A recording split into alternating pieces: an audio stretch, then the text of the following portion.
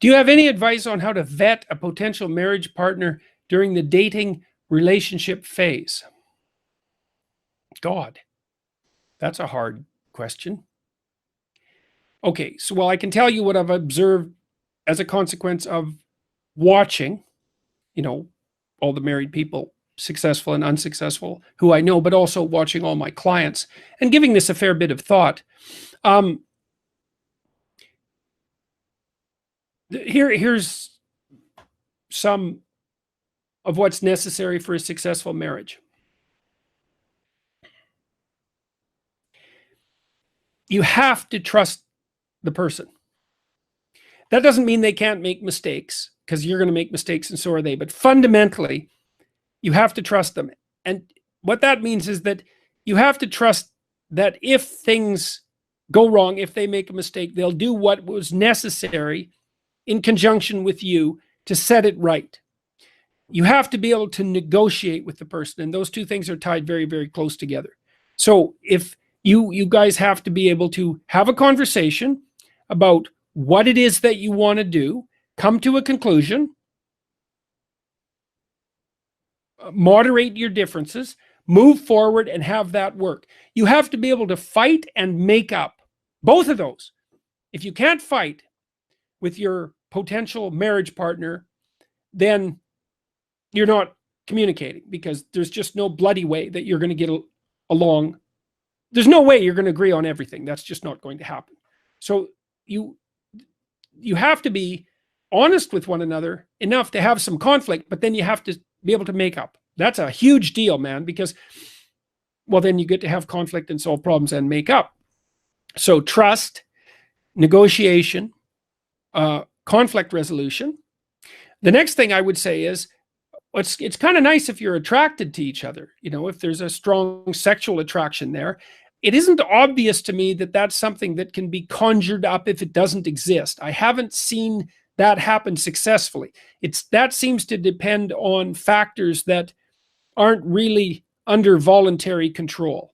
Obviously people can modify themselves to some degree to be more or less attractive, staying in physical shape and that sort of thing, dressing nicely and having a certain amount of sex appeal and charisma and provocativeness. That's all there, but that's all well and good, and it's important. But I do believe that spark that's outside of voluntary control is a necessary precondition for a long-lasting relationship. I do believe, though, that if it's there, you still have to work very hard to maintain it, as hard in your marriage as you would when you're dating, and you need to know that.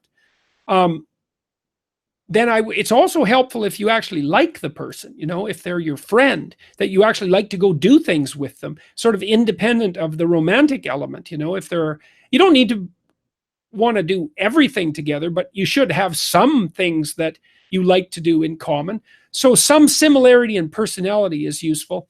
The personality scale is useful for that. Like, look, here, it's really hard for an extreme extrovert and an extreme introvert to live together, because the extreme extrovert wants to be with people all the time, and the extreme introvert is immediately exhausted by that. And neither of those things are precisely under voluntary control. It's really hard for someone super agreeable and super disagreeable to get along together, because the agreeable person isn't going to be able to stand up very well to the disagreeable person, and the disagreeable person is going to think that the agreeable person is a pushover. That's rough. It's very hard for someone high in openness and someone very low in openness to be together, because the open person is like fascinated by ideas and really interested in aesthetics and art and philosophy and poetry and all of that. And the person who's low in openness, it's like they're colorblind to that. It's not in their realm of involuntary interest. Conscientiousness, the same thing. If you're a very conscientious person, very diligent, nose to the grindstone, industrious and orderly, and your partner can while away the time with no problem whatsoever and doesn't mind a mess and disorder, then that's the conscientious person is going to think that the unconscientious person is useless, and the unconscientious person is going to think that the conscientious person is an uptight tyrant. And that's very, very hard to overcome. It's like a fatal flaw. So those extreme personality differences across more than one or two traits is going to make your relationship extraordinarily difficult. So the only place where that might be different is that, you know, you probably don't want to both be high in neuroticism. So like if one of you is high in neuroticism and the other isn't, that's kind of a nice balance, because one of you will be a little alert to threat and the other one will calm the one who's alert to threat down. If you're both low in neuroticism, well, then that's not going to be too much of a problem, although you might be a little bit less risk averse than you should be. But mostly you want a fair bit of similarity in terms of personality.